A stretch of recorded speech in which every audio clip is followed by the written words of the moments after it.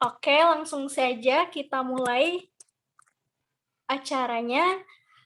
Bismillahirrahmanirrahim. Assalamualaikum warahmatullahi wabarakatuh. Waalaikumsalam warahmatullahi wabarakatuh. Selamat malam dan selamat bergabung kakak-kakak dan teman-teman semua. Bagaimana kabarnya teman-teman semua? Semoga selalu dalam lindungan Allah Subhanahu wa Ta'ala. Oke, langsung saja. Puji dan syukur kita panjatkan kehadirat Allah Subhanahu wa Ta'ala yang telah memberikan kita banyak nikmat untuk kita semua, terutama nikmat kesehatan dan kesempatan, sehingga kita dapat berjumpa kembali dalam acara sharing session bersama Imah, walaupun dilaksanakan secara virtual, tapi tidak mengurangi semangat kita dalam menuntut ilmu teman-teman sekalian. Kemudian, sholawat serta salam tidak lupa kita haturkan kepada junjungan alam, Nabi besar Muhammad SAW, Nabi yang telah membawa kita dari alam kegelapan menuju alam yang terang benderang seperti yang kita rasakan pada malam hari ini. Alhamdulillah, pada malam hari ini, Imah atau Institute of Muslimah kembali melaksanakan sharing session untuk ketiga kalinya, dan topik kita pada malam hari ini yaitu peran wanita dalam Islam. Karena mungkin dari kita banyak yang merasakan dan bahkan tidak menyadari, begitupun dari saya pribadi, tidak menyadari peran kita secara utuh, sehingga dengan hal tersebut muncul rasa malas dalam melakukan atau mengerjakan sesuatu, bingung, merasa diri tidak bermakna, dan bahkan merasa diri tidak berdaya sama sekali. Oleh karena demikian, mari kita simak baik-baik materi ini, apa saja yang akan disampaikan oleh pemateri kita, agar kita lebih tahu peran kita yang sesungguhnya. Langsung saja kepada pemateri kita, yaitu Ustazah Retno Ayu Malini. Waktu dan kesempatannya dipersilahkan. Ya, bismillahirrahmanirrahim. Assalamualaikum warahmatullahi wabarakatuh. Waalaikumsalam warahmatullahi wabarakatuh. Kedengaran suara kami? Aman. Ya. Alhamdulillah. Hamdan katsiran thayyiban mubarakan fi kama yuhibbu rabbuna wa yarda. Asyhadu an la ilaha illallah wa asyhadu anna Muhammadan abduhu wa rasuluh la nabiyya ba'd. Ya, alhamdulillah. Kita masih diberikan kesempatan oleh Allah untuk berkumpul lagi walaupun secara virtual, ya, melepas rindu, ya, bersua walaupun jauh, ya, jarak memisah. Alhamdulillah. Ya, salawat serta salam tak lupa pula kita syurahkan ke Nabi Allah Muhammad SAW. Ya, manusia paling mulia, manusia yang paling sibuk nanti di akhir zaman, ya, di akhirat kelak, manusia yang paling depan membela umatnya, yaitu kita semua. Terima kasih untuk moderator Ukhti Nur Pujiatun, ya. Iya. Ya, syukran. Biasanya dipanggil Puji, Kak. Iya. Ukhti Puji, terima kasih atas kesempatannya. Ya, materi malam ini insya Allah kita akan membahas tentang peran wanita dalam Islam. Ya, peran wanita dalam Islam. Tapi sebelum kita mengenal wanita secara utuh dalam Islam, kita flashback lagi, ya, sebelum datangnya Islam. Bagaimana derajat atau kedudukan wanita sebelum Islam datang. Ya, kita akan membandingkan di sini. Ya, dalam peradaban Romawi itu kedudukan seorang wanita sangat terhina, ya, sangat terhina, dan kekuasaan penuh atas hak seorang wanita itu ada dalam genggaman ayahnya. Ya, setelah seorang wanita dilimpahkan kekuasaannya kepada suaminya. Ya, kekuasaan seperti ini maksudnya seperti apa? Kekuasaan seperti ini adalah wewenang, wewenang seorang suami kepada istrinya untuk mengusirnya, menganiayanya, menjualnya, bahkan membunuhnya. Bayangkan pada saat Islam belum datang, derajat wanita itu sangat-sangat terhina. Ya, kalau dibilang tidak ada harganya, tidak ada harga dirinya. Dan begitu pun juga pada zaman jahiliyah, pada peradaban Mekah, seorang wanita ketika seorang istri melahirkan bayi, dan itu bayi seorang perempuan, bayi perempuan, dia akan langsung dibunuh. Ya, dia langsung akan dibunuh, seperti pada kisah salah satu sahabat Rasulullah SAW, yaitu Umar bin Khattab. Ya, pernah dengar kisahnya bahwa beliau pernah mengubur hidup-hidup putri kecilnya yang baru lahir. Ya, bisa dilihat bahwa kedudukan seorang wanita sebelum dan pada peradaban abad kelima, ya abad kelima, ya siapa yang tahu abad kelima di sini? Ya, abad kelima itu pada abad kelima itu banyak di Inggris kaum laki-laki itu untuk menjual istrinya. Bayangkan seorang istri dijual. Ya, bayangkan seorang istri dijual oleh suaminya. Ini membuktikan bahwa tidak ada harganya sama sekali. Cuma dianggap seperti budak, ya. Dianggap seperti budak.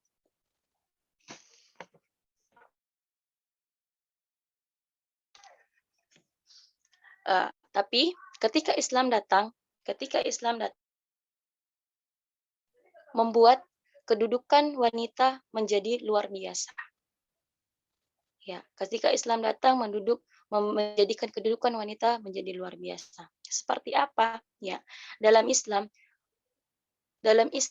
kehidupan seorang wanita sangat diperhatikan, ya. Sangat diperhatikan. Tidak ada agama yang lebih memperhatikan hak-hak seorang wanita kecuali Islam, ya. Seperti apa? Di dalam Islam tidak hanya kebaikan-kebaikan untuk wanitanya yang diperhatikan, tapi keburukan-keburukannya, maksudnya ya hal-hal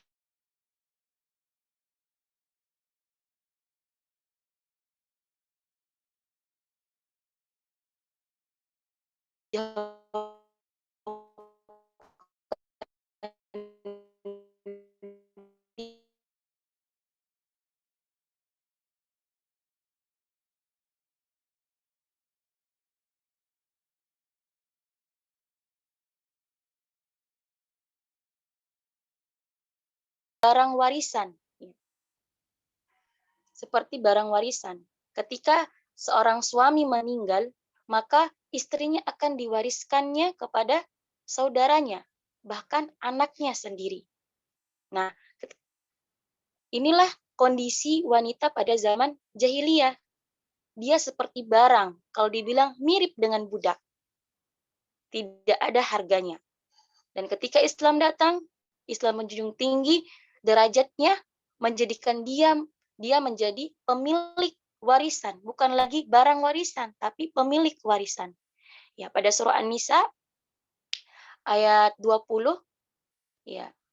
Ayat 20 kalau tidak salah ayat 11 12 itu dijelaskan bahwa wanita mendapatkan hak warisan. Ya. Mendapatkan hak warisannya. Dan ketika seorang suami meninggal,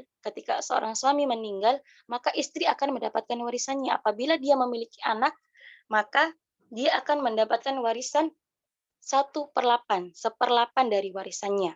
Tapi ketika dia tidak memiliki anak, maka dia akan mendapatkan setengah dari warisan suaminya. Ya. Perbandingannya sangat jauh. Kenapa? Bisa dibandingkan pada zaman jahiliyah, seorang wanita tidak menjadi barang yang diwarisi. Sedangkan Islam datang, mereka diangkat derajatnya menjadi pemilik warisan tersebut. Ya, sangat jauh perbandingannya ya. Ini menunjukkan bahwa Islam sangat memperhatikan hak-hak seorang wanita. Dan ada lagi derajat yang diperbaiki ketika Islam datang. Apa itu? Mengenai poligami. Ya, untuk ibu-ibu atau untuk adik-adik yang belum menikah, kita harus pelajari ini baik-baik ya. Ya, tentang poligami. Pada zaman tradisi Arab jahiliyah, tradisi Arab, banyak bangsa Arab itu menikah, laki-lakinya menikah lebih dari satu perempuan. Ya, berpoligami. Tetapi berpoligaminya mereka tidak memiliki batasan. Mereka ya Al-Qur'an diturunkan dan syariat diturunkan, itu diberi batasan, yaitu 4, hanya 4 perempuan. Dan ada syaratnya lagi. Ketika kamu ingin menikah melebihi dari 1, maka harus adil. Tapi kalau tidak bisa adil, maka cukup hanya 1. Nah, perbandingannya, pada zaman jahiliyah, lelaki bebas menikah dengan wanita dan tidak memiliki batasan. Sedangkan ketika Islam datang, Islam memberi batasannya. Nah, secara tidak langsung ini seperti memberi kehormatan, memberi perlakuan khusus untuk seorang wanita. Ya, untuk perlakuan khusus untuk seorang wanita. Jadi, ketika kita diberikan keistimewaan pada saat ini, diberikan peran khusus pada saat ini, diberikan peran yang mulia dibandingkan pada sebelum Islam datang, jangan pernah sia-siakan. Ya, jangan pernah kita sia-siakan.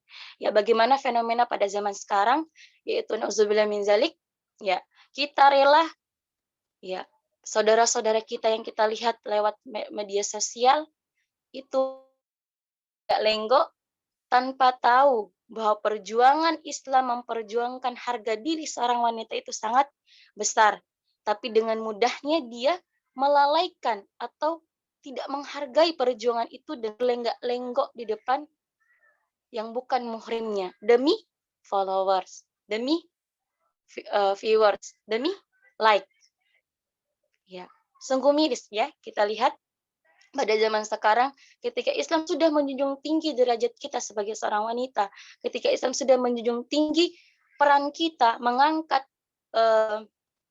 memberikan tempat khusus untuk kita, menghargai kita, memuliakan kita, tapi kita di saat ini saudara-saudara kita sangat mudah melepaskan kemuliaan tersebut. Ya, semoga kita ya orang-orang di Zoom ini dijauhkan dari hal-hal seperti itu.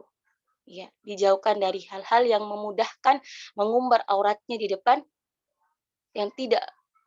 yang bukan mahramnya. Ya. Nah, sekarang kita akan membahas hak dan kewajiban wanita dalam Al-Qur'an. Ya, hak dan kewajiban wanita dalam Al-Qur'an dalam hubungan masyarakat atau muamalah. Di sini Islam tidak membedakan antara kedudukan laki-laki dan perempuan karena diciptakan dari unsur yang sama. Ya, kita diciptakan dari unsur yang sama, dari setetes air mani yang hening. Tidak ada lagi perbandingan lelaki lebih mulia, perempuan lebih mulia. Tidak, kita sama-sama. Posisi kita sama. Yang membedakan kita di hadapan Allah adalah ketaatannya kita, ketakwaannya kita. Hanya itu.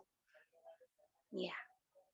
Yang kedua, Islam mengaku karya dan peran wanita, serta memberikan ganjaran kepada posisi yang sama dengan laki-laki.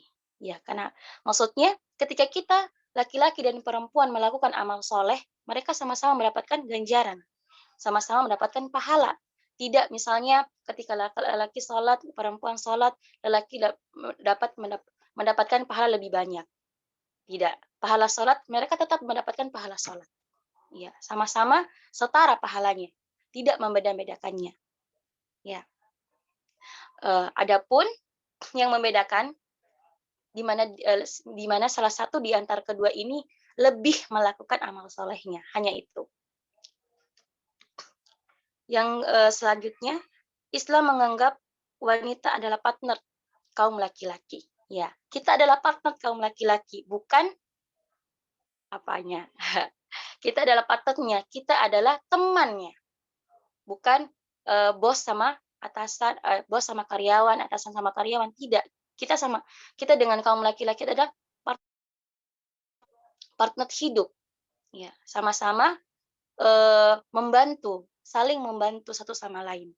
Tidak ada yang lebih unggul, tidak ada yang lebih bodoh, tidak ada yang lebih baik. Kita sama-sama menjadi atau berusaha menjadi yang terbaik, sama-sama saling menolong, sama-sama saling berbagi.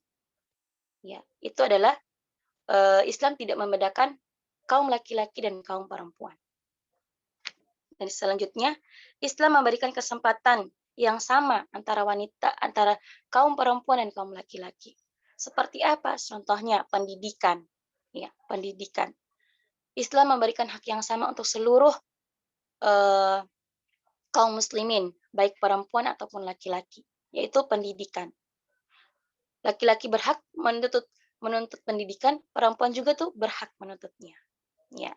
Jadi di sini bisa dilihat bahwa hal-hal yang tidak diperbolehkan, hal-hal yang dilarang, hal-hal yang dianggap tabu untuk dilakukan seorang wanita pada zaman jahiliyah itu, ketika Islam datang, Islam memperbolehkannya. Islam memberikan kebebasan selama dia mematuhi peraturan-peraturan syariat. Contohnya seperti wanita menutup auratnya. Selama dia menutup auratnya, dia diberikan kebebasan untuk melakukan apa yang dia mau. Ya, selama dia berada dalam hukum syariat, tidak dilarang. Ya.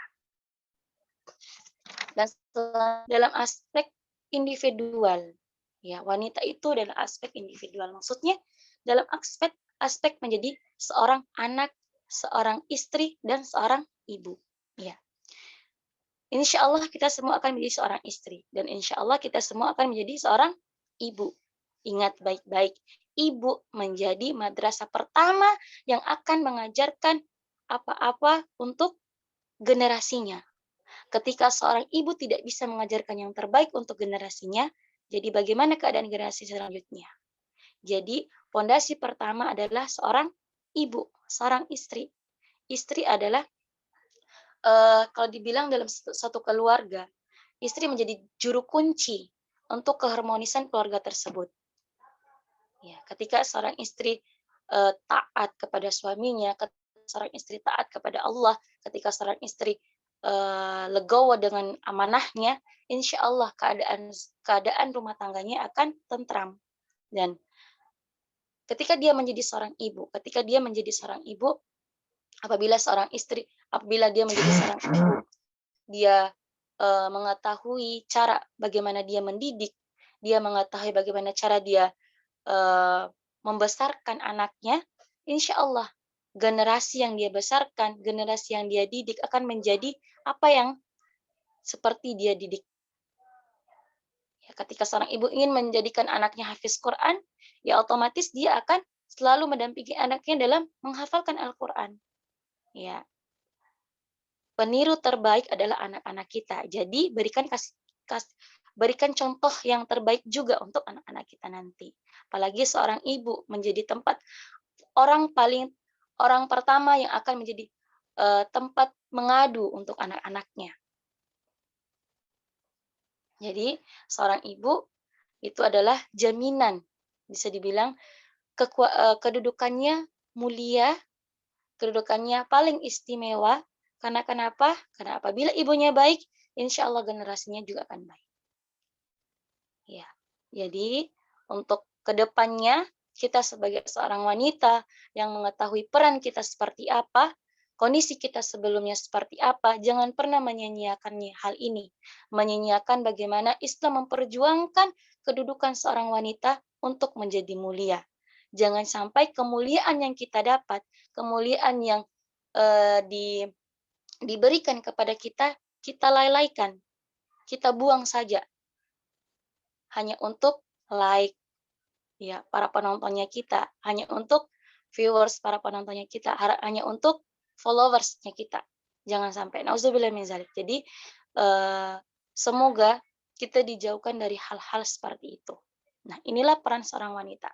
Ya, kalau dibilang seorang wanita itu memiliki peran yang paling banyak ya, karena dia adalah madrasah pertama yang akan membentuk generasi selanjutnya. Tapi al-ajru bisyiddatil masyaqqah.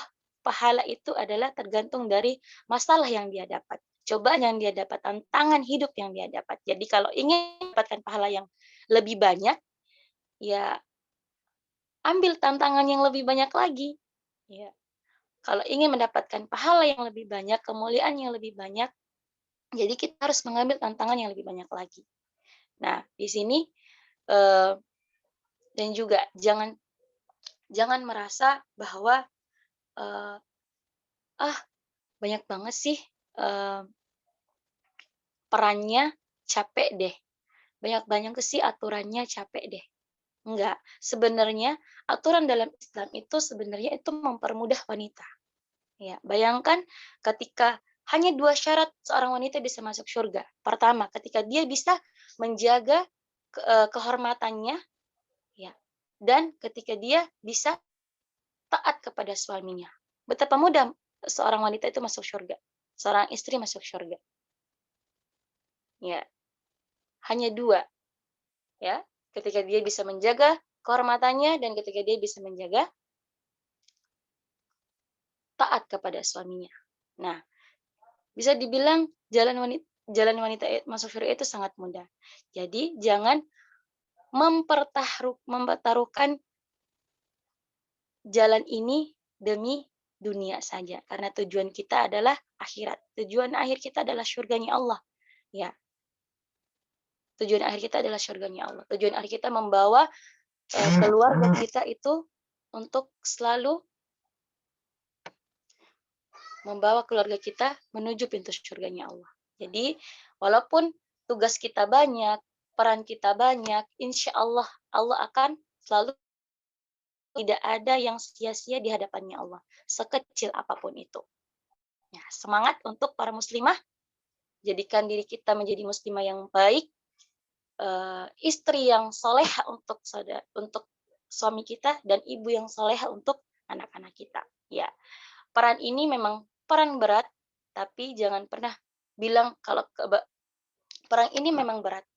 Tapi di balik beratnya perang ini memiliki keutamaan dan kemuliaan yang berat juga, yang besar juga. Ya, mungkin sekian. Mungkin ada yang mau bertanya. Alhamdulillah, Masya Allah, luar biasa sekali ya teman-teman materi yang disampaikan oleh Ustazah Retno tadi. Kemudian kita masuk ke sesi tanya jawab, mungkin dari kakak-kakak dan teman-teman sekalian, ada yang ingin ditanyakan terkait dengan topik ini, boleh silahkan untuk teman-teman semua.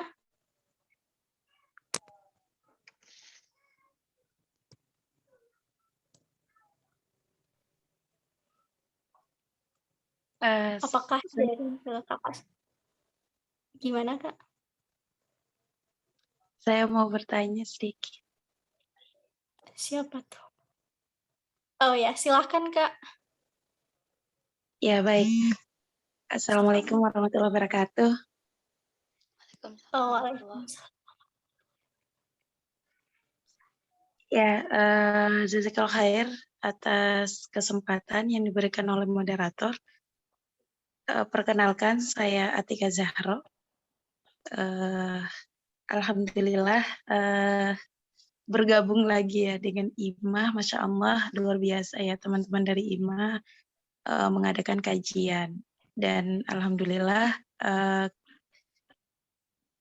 tadi sore sempat saya lihat postingan dari salah satu grup salah satu IMAH ya, ada kajian, dan setelah saya simak kajian dari Ustazah tadi, Masya Allah luar biasa terkait dengan memuliakan perempuan. Nah, ketika benar apa yang disampaikan oleh Ustazah tadi bahwa perempuan sebelum datang Islam itu dihinakan, perempuan itu direndahkan, ibarat kata bahkan tidak ada harganya. Namun ketika Islam datang, ketika Rasulullah membawa Islam dan disebarkan ke Jazirah Arab, gitu ya, dan bahkan bisa mendirikan negara pertama di Madinah, itu benar-benar memberikan peluang bagi perempuan, yaitu perempuan dimuliakan. Nah, saya sedikit menceritakan kisah terkait dengan perempuan yang dihina oleh Yahudi. Itu diangkat kain jubahnya, Rasulullah sampai marah gitu ya. Sampai marah dan kemudian menyuruh pasukannya untuk mengusir para Yahudi itu. Saking perempuan itu benar-benar dimuliakan di saat Islam itu ada gitu ya. Nah, namun ketika kita melihat perbandingan dengan sekarang bahwa Islam itu udah kayak hanya sekedar omongan saja gitu ya. Nah, bahkan perempuan-perempuan pada zaman sekarang itu tidak memiliki, mohon maaf, sampai tidak terlihat mulianya sama sekali gitu ya. Ketika kita melihat bagaimana teman-teman kita misalnya di Palestina yang ada diperkosa dan dizolimi dan lain sebagainya, terus kemudian di Rohingya, bahkan di negara-negara kita, di negara-negara luar gitu ya, itu mereka dihinakan gitu. Bahkan di negara kita sendiri saja itu banyak perempuan yang dilecehkan gitu, dan bahkan perempuan itu dianggap sepele gitu, dianggap biasa gitu. Apalagi muncul kesetaraan gender dan lain sebagainya gitu. Nah, pertanyaan saya, apa yang membuat perempuan zaman sekarang gitu kan itu hilang kemuliaannya gitu? Selain dari diri mereka mungkin yang tidak menjaga diri, nah, tapi apa akar permasalahannya sehingga perempuan-perempuan sekarang itu tidak dimuliakan lagi gitu? Padahal Islam itu udah datang gitu. Nah, mungkin itu sedikit pertanyaan dari saya. Assalamualaikum warahmatullahi wabarakatuh. Waalaikumsalam warahmatullahi wabarakatuh. Masya Allah, luar biasa sekali ya teman-teman. Pertanyaan dari Ustazah Atika Jahro. Mungkin dari Ustazah Retno bisa menanggapi dari jawaban dari Ustazah Jahro. Waktu dan tempat dipersilahkan. Iya, Masya Allah, sampai diceritakan bagaimana Rasulullah menjaga kita ya, pada ya kami berkisah sedikit. Kalau tidak salah itu kisahnya di pasar, ya di pasar Yahudi, bukan di pasar Yahudi, di pasar antara kaum Muslimin dan kaum Yahudi. Ya di situ ada pemuda-pemuda Yahudi mempermainkan seorang wanita Muslimah dan dilihat oleh lelaki Muslim. Ya, terus diadukan kepada Rasulullah SAW. Nah, Rasulullah SAW memberikan hukuman dengan mengusir kaum Yahudi itu. Ya, Masya Allah. Nah, sekarang kita bisa lihat bahwa seorang wanita, kalau dibilang itu kelihatan betisnya saja, kelihatan betisnya. Kelihatan betis seorang wanita saja, Rasulullah murka. Apalagi bagaimana Rasulullah bisa, seandainya Rasulullah masih hidup dan melihat keadaan kita sekarang, mungkin beliau akan menangis. Ya. Yang menjadi pertanyaannya, apa yang membuat rasa malu pada seorang wanita pada zaman sekarang itu hilang? Ya, rasa malu pada zaman sekarang itu hilang, dan apa akar permasalahannya? Ya, akar permasalahan itu sangat kompleks ya, sangat kompleks. Ya, selain dari karena wanitanya yang kurang berilmu, tapi dari aspek lainnya. Contohnya seperti fitnah. Kita ada di zaman fitnah, di zaman segala sosial media itu menduniai kita, mengatur kita, dan ideologi, ya ideologi para bangsa Arab, para bangsa Barat untuk menjajah kita. Nah, kenapa sekarang kita tidak dijajah? Bayangkan, Rasulullah pernah mengatakan bahwa mereka orang-orang kafir itu tidak akan pernah senang kepada kita orang-orang muslim. Ya, tidak akan pernah senang kepada kita orang-orang muslim. Ya, walaupun sekarang pada zaman sekarang sudah ada PBB, sudah ada lembaga yang akan mendamaikan kita antar negara. Nah, mereka mencari cara lain. Ya, memang otomatis kita tidak bisa berperang. Mereka mencari cara lain dengan apa? Ideologi, mengubah pemikiran seorang wanita. Ya. Karena ketika seorang wanita tidak memiliki malu, maka hancurlah negara itu. Ketika seorang wanita tidak menghargai dirinya lagi, maka hancurlah agamanya. Ya. Nah, sekarang pada ideologi, kita lihat ideologi orang-orang barat. Coba kita lihat di sosial media, bagaimana mereka mengubah ideologi pandangan kita bahwa ketika seorang wanita yang memamerkan wajahnya, yang memamerkan lekuk tubuhnya itu dianggap superstar. Ya. Fitrahnya seorang manusia itu ingin selalu diperhatikan, apalagi wanita selalu ingin diperhatikan. Ya, itu yang membuat kita merasa pelan tapi pasti perasaan malu atau rasa malu kita, rasa muruahnya kita itu hilang. Ya, itu hilang karena ada konsep ideologi ini yang menyerang kita secara tidak langsung. Ya, secara tidak langsung menyerang kita, menyerang pemikiran kita. Oh, ternyata kalau perempuan membuka auratnya, percuma aku glowing kan, percuma aku putih kan, percuma aku mancung kan kalau tidak ditampakkan percuma. Ya, seperti itu. Pasti seorang wanita yang sudah terserang ideologi-ideologi barat, mereka akan mengatakan seperti itu. Percuma aku kalau tidak diperlihatkan. Percuma aku putih kalau tidak diperlihatkan. Percuma aku memiliki badan yang bagus tapi tidak diperlihatkan. Nah, ideologi seperti ini yang pelan-pelan akan menghancurkan rasa malu kita sebagai seorang wanita. Ya, ini salah satu dari akar permasalahannya. Karena kita ada di zaman fitnah dan kita ada dalam perang. Perang bukan perang senjata, tapi perang ideologi antar kaum muslimin dan kaum barat. Ya. Jadi, untuk menjaga itu semua, kita harus selalu berkumpul dengan orang-orang yang soleh menurut kita. Orang-orang yang bisa menjaga auratnya menurut kita. Orang-orang yang bisa nasihati kita untuk tidak melakukan hal-hal yang dilarang. Ya, itu adalah salah satu akar permasalahannya. Ketika kita lemah dalam menghadapi perang-perang ideologi. Ya, sebenarnya kita ada di zaman perang, tapi perangnya perang tersembunyi, tersirat, yaitu ideologi pemikiran. Ya, pemikiran orang-orang barat yang mulai orang-orang kafir yang mulai menyerang kita. Ya, itu adalah salah satu yang menjadi penyebab kita kehilangan rasa malu seperti sekarang ini. Banyak saudara-saudara kita yang sudah hilang rasa malunya karena berpikir ngapain aku jaga tubuhku kalau bisa dilihat gitu kan. Ngapain aku jaga ini? Ngapain aku perawatan kalau tidak bisa dilihat?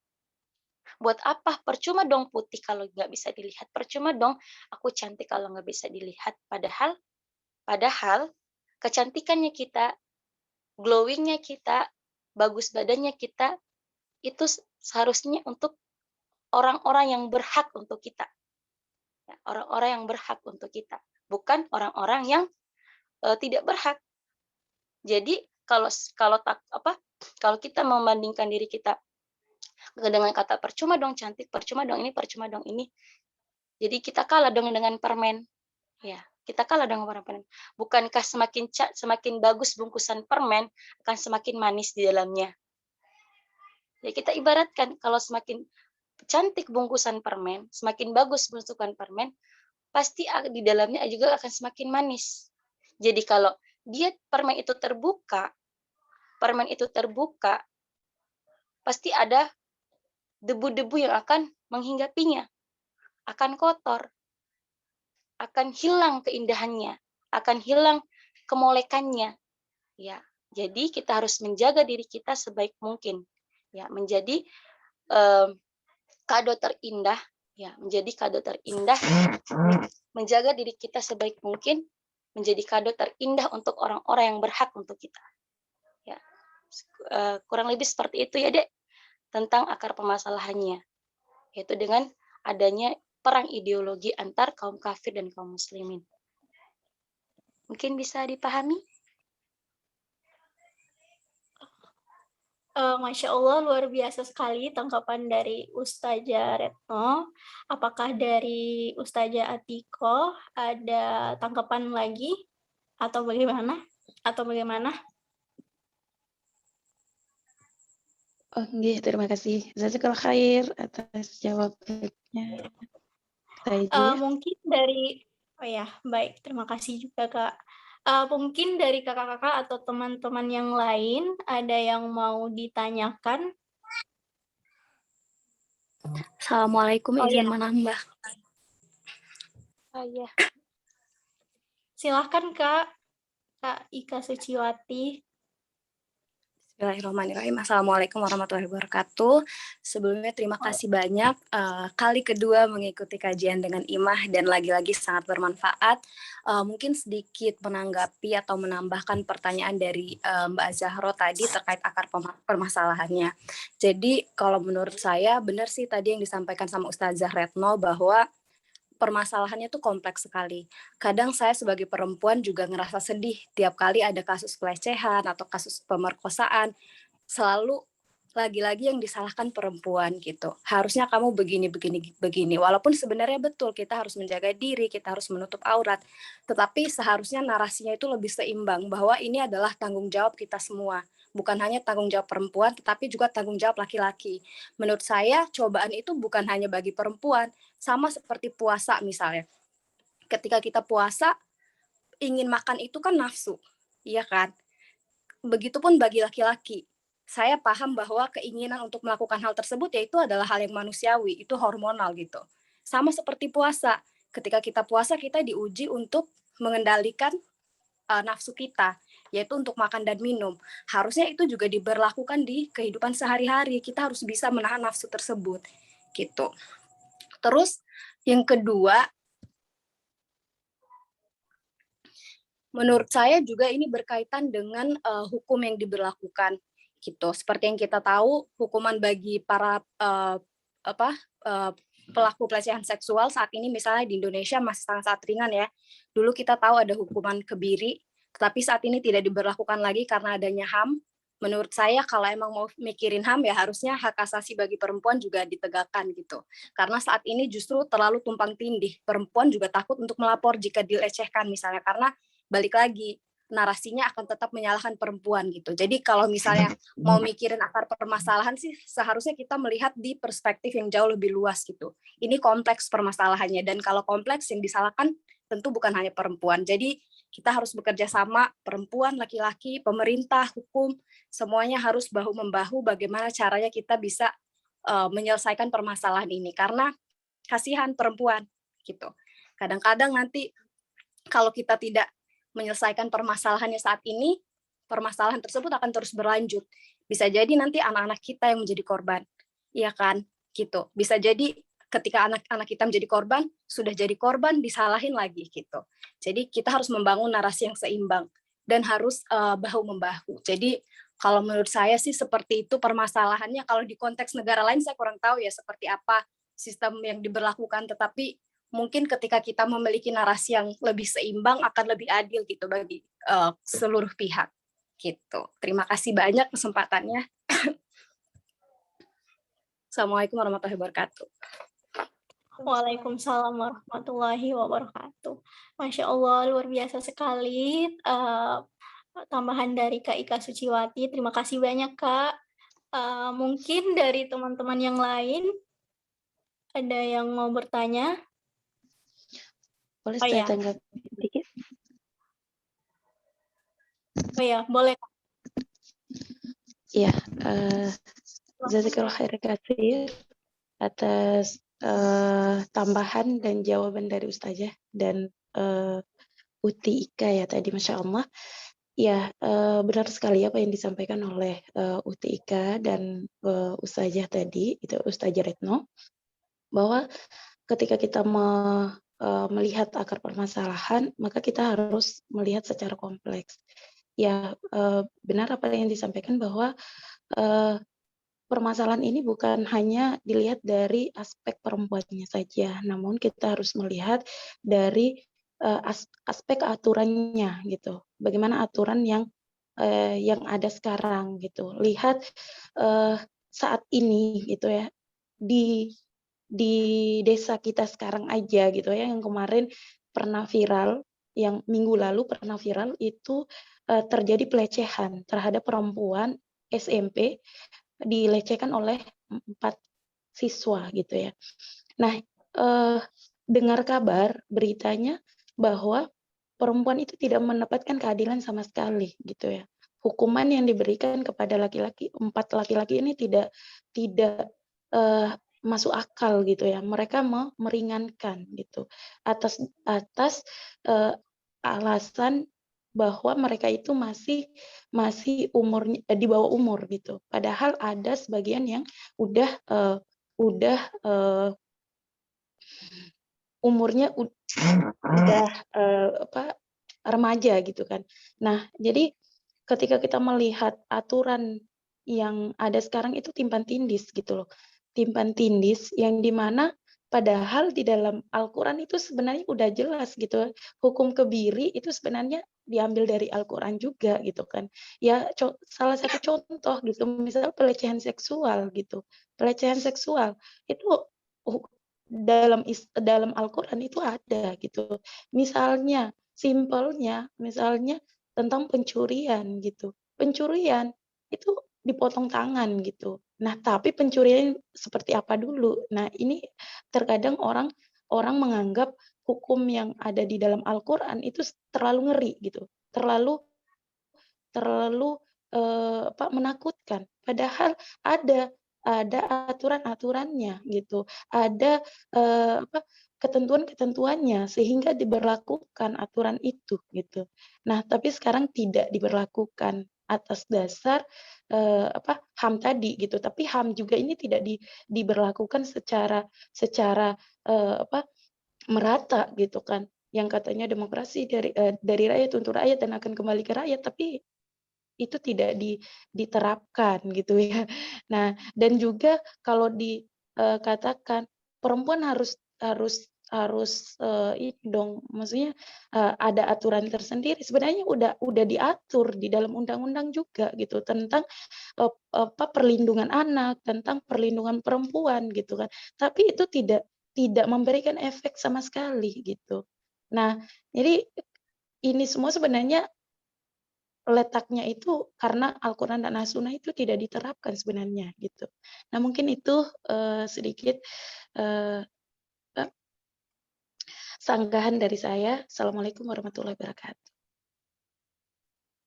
Oh, Masya Allah, luar biasa sekali ya teman-teman. Mungkin dari kakak-kakak yang lain ada yang mau menanggapi atau ada yang mau bertanya? Assalamualaikum. Oh ya, waalaikumsalam Kak. Eh, Boleh langsung ya, bertanya saja Kak. Iya, Kak Fida mau bertanya tapi sedikit menambahkan dari materi yang tadi ya yang disampaikan sama Ya. Ustazah Retno. Tadi Ustazah Retno bilang bahwa wanita atau perempuan itu bisa masuk surga dengan 2 cara, yaitu yang pertama mentaati suaminya dan yang kedua itu apa ya tadi? Menjaga kemaluan ya, kehormatan ya, maaf, menjaga kehormatan. Di situ sebenarnya masih ada lagi, yaitu yang pertama itu kalau wanita itu bisa menjaga sholatnya tepat waktu, kemudian ditambah lagi dengan wanita itu berpuasa 1 bulan penuh di bulan Ramadan, lalu perempuan itu menjaga kehormatan, dan yang terakhir itu adalah mentaati suami. Nah, itu mungkin sedikit tambahan dari Kak Fida ya. Jadi bukan 2 aja syaratnya, tapi ada 4. Ya, tadi yang pertama itu adalah mentaati suami, kemudian yang kedua adalah menjaga kehormatan, kemudian yang ketiga menjaga sholat di awal waktu, dan yang terakhir itu berpuasa penuh di bulan Ramadan. Itu yang kemudian yang ingin Kak Fida tanyakan, tadi kan ada peran wanita ya. Peran wanita itu sebenarnya ada nggak sih ini batasan kalau dibandingkan dengan laki-laki ya? Kan tadi kan dikatakan bahwasannya perempuan itu setara apa gimana ya tadi dengan laki-laki, yang membedakan itu adalah kemuliaannya. Tapi di sini Kak Fida ingin menanyakan adalah tentang kepemimpinan. Bagaimana nih seorang wanita itu bisa memimpin, entah itu kalau Kak Fida sih yakin banget yang memimpin di rumah tangga ini bukan masalah mencari nafkah ya, tapi untuk mendidik ya, dalam hal mendidik itu adalah wanita itu adalah pemimpinnya begitu. Tapi kalau kita maaf kalau saya ranahnya itu ke jangan jauh-jauh enggak politik sih, tapi misalnya di organisasi dan lain sebagainya, sebenarnya batasan wanita bisa memimpin itu di mana letaknya tuh sampai mana gitu. Kalau saya kemarin baca hadisnya, tapi Kak Fida di sini enggak tahu bagaimana asbabul wurud dari hadis itu, tapi yang pernah Kak Fida baca yaitu jika wanita memimpin memimpin suatu daerah atau apa gitu kan, maka akan terjadi kehancuran. Nah, jadi di sini Kak Fida tuh sebenarnya ingin menanyakan sebenarnya letak kepemimpinan perempuan itu dengan laki-laki itu batasannya itu seperti apa begitu. Ya, terima kasih. Ya, langsung ditanggapi. Ya, langsung saja Ustazah.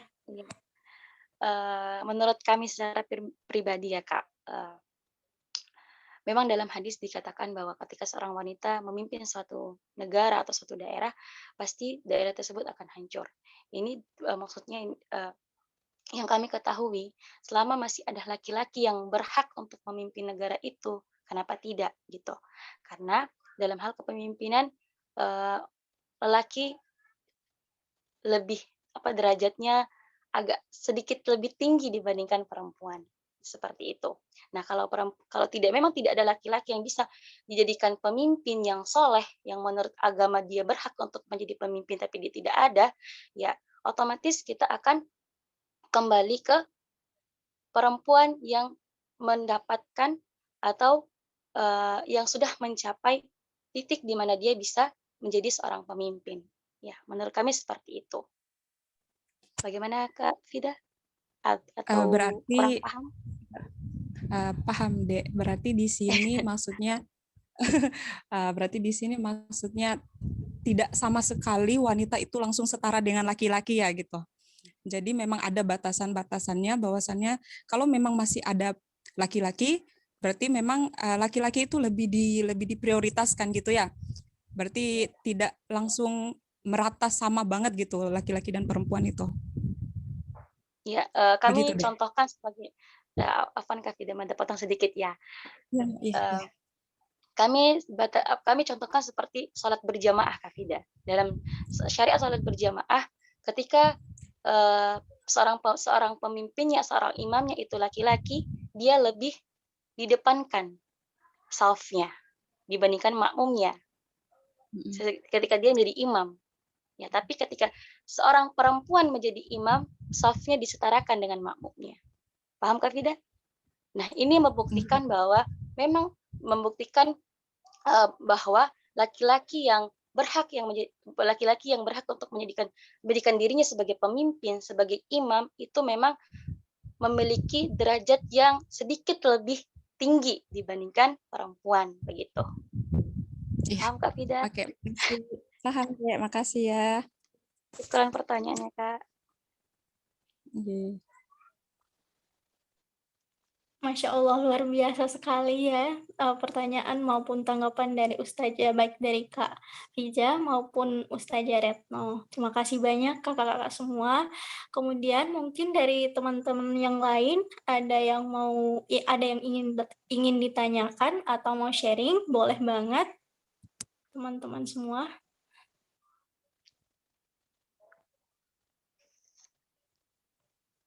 Apakah dari kakak-kakak yang lain?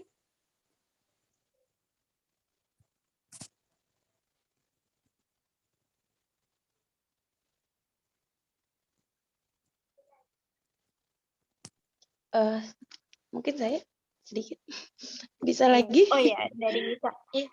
Oh ya, boleh Kak, silakan. Karena Hmm, masih ada beberapa menit masih lagi. ada waktu ya. Ya, Silakan Kak. baik. Jazakallah khairan katsir atas kesempatan seterusnya gitu ya. Ya, Masya Allah pertanyaan dari Devida ya tadi.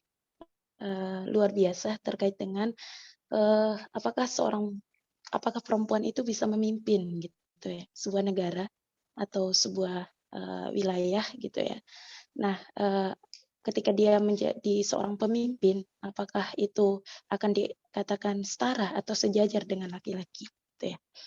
Nah, ketika kita melihat bagaimana sejarah gitu ya, sejarah bahwa Islam tidak pernah mencontohkan gitu ya, laki-laki perempuan itu dijadikan posisi pertama gitu, atau menjadi pemimpin gitu. Karena hadis juga disampaikan oleh Devidah tadi, sebenarnya itu hadisnya yang disampaikan langsung oleh Rasulullah gitu ya, bahwa jika seorang perempuan itu memimpin suatu negara, maka hancurlah negara itu gitu. Nah, itu pernah di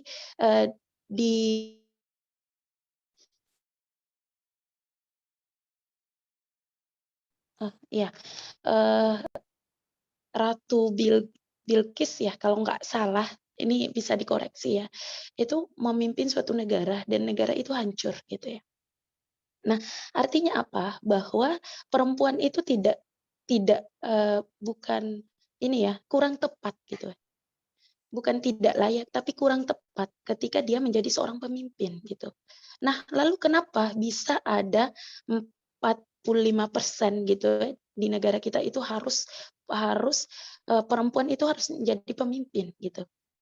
Nah, itu sebenarnya di bawah oleh feminisme yang dimana mereka menginginkan perempuan itu menjadi seorang pemimpin gitu, menjadi terdepan gitu. Karena tadi dilihat dari perempuan itu ditindas, perempuan itu tidak diprioritaskan, perempuan itu seolah dia tidak memiliki kemuliaan dan lain sebagainya, sehingga muncul ide mereka untuk perempuan itu harus terdepan dengan cara menjadi seorang pemimpin, jadi seorang DPR, bahkan menjadi presiden gitu.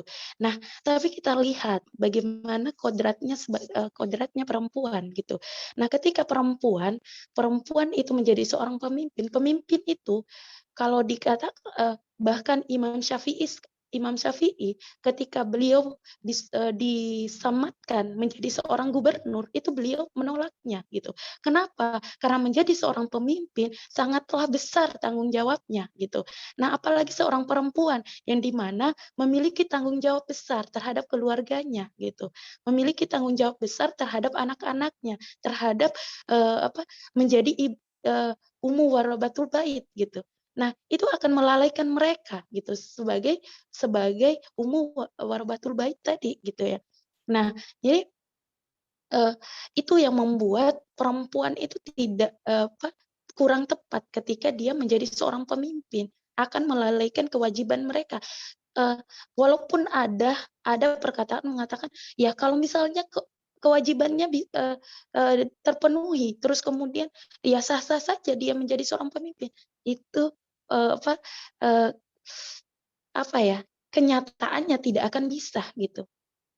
Menjadi ibu saja itu susah gitu kan. Menjadi istri soleha saja itu susahnya minta ampun gitu. Apalagi mengurus suatu negara atau mengurus suatu daerah dan lain sebagainya gitu. Nah, mungkin itu ya sedikit tanggapan dari saya. Jazakallahu khair. Assalamualaikum warahmatullahi wabarakatuh. Waalaikumsalam warahmatullahi wabarakatuh. Apakah ada tanggapan lagi dari Kak Fidah atau sudah cukup? Sudah cukup, Dek. Mantap sekali jawabannya. Baik, kalau sudah tidak ada lagi dan mengingat waktu juga udah menunjukkan pukul 21.21, mungkin kita akhiri diskusi kita pada malam hari ini. Namun sebelumnya mungkin ada closing statement dari Ustazah Retno untuk kita semua yang ada di sini. Kepada Ustazah, dipersilahkan. Ya, terima kasih. Masya Allah pertanyaan Kak Fida dan Kak Zahra tadi sangat-sangat menginspirasi dan membantu kita untuk kedepannya. Ya, kesimpulannya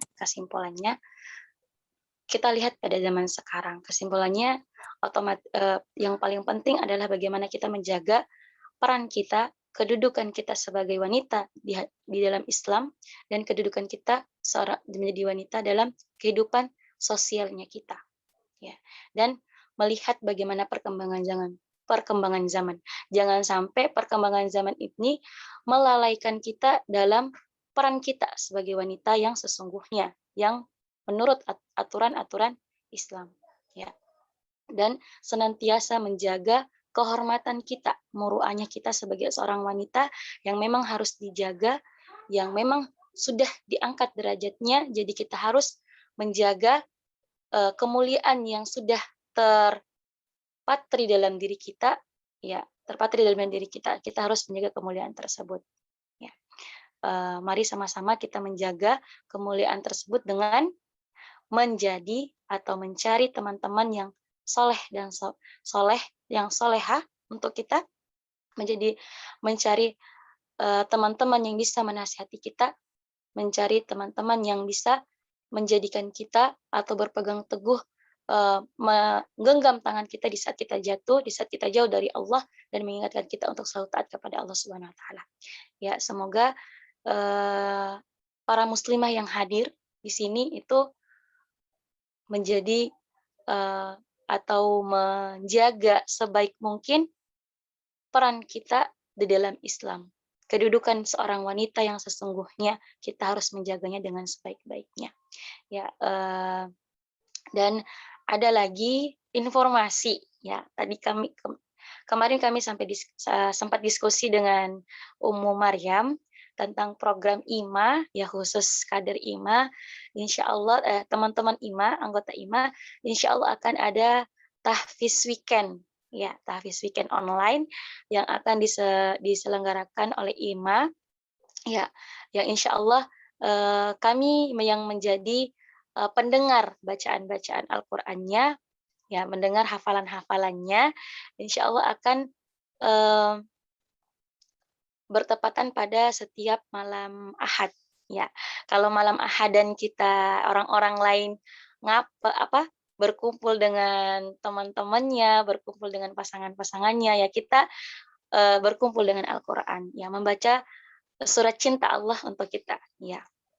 Insya Allah akan ada kegiatan tambahan atau proyek tambahan dari IMA untuk kita anggota-anggotanya, itu tahfiz weekend, ya. Semoga ya insya Allah nanti akan diinformasikan lewat grup, ya, lewat grup IMA, ya. Syukron atas waktunya, mohon maaf mungkin ada kekurangan, kesalahan, ya, mungkin ada pemahaman kami, ya, kekurangan kami dan pemahaman kami yang belum mencapai, ya, kami mohon maaf mungkin kekurangan kami, dan terima kasih untuk kakak-kakak yang sudah melengkapi pemahaman dan tanggapannya. Masya Allah, syukron, jazakallahu khairan, ya, kami kembalikan ke moderator. Masya Allah, luar biasa sekali ya teman-teman, closing statement dari Ustazah Retno.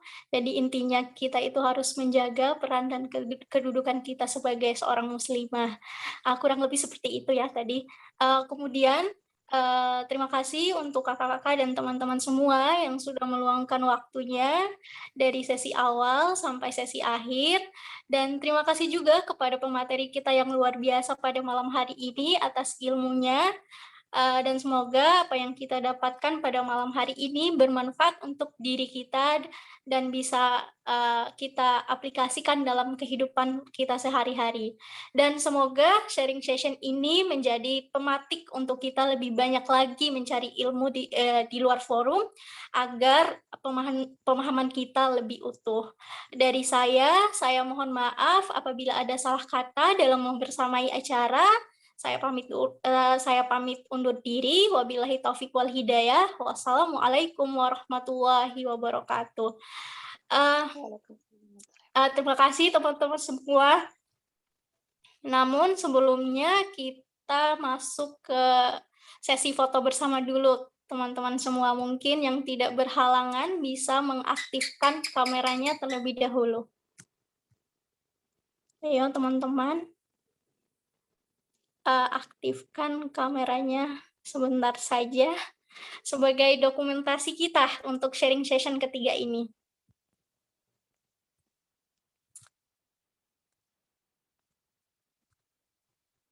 Bagaimana Kak Tiara?